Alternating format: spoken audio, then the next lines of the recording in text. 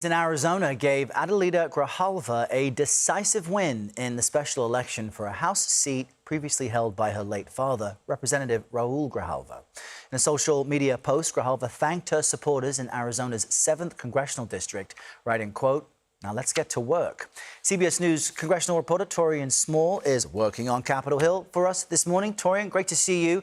What is the national significance of this win in Arizona?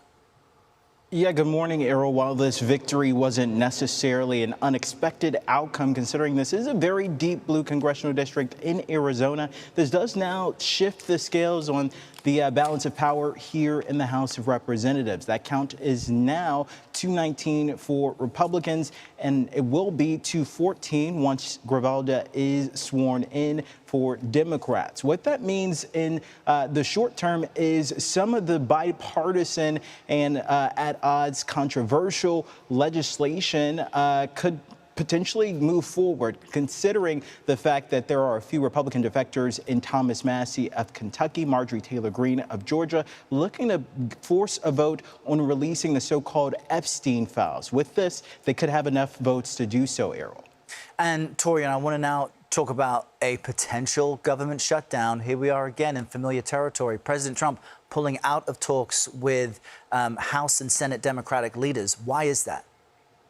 Well, President Trump looked at what he called the demands that Democrats are looking to bring to the table in these negotiations and says that they're just off the table. It's non-starters, which is why he, in a True Social post, as you can see on the screen now, decided that he will not move forward with these talks. Democrats are obviously saying that this is a slap in the face to any type of bipartisan negotiations. Here's what minority leadership had to say about it.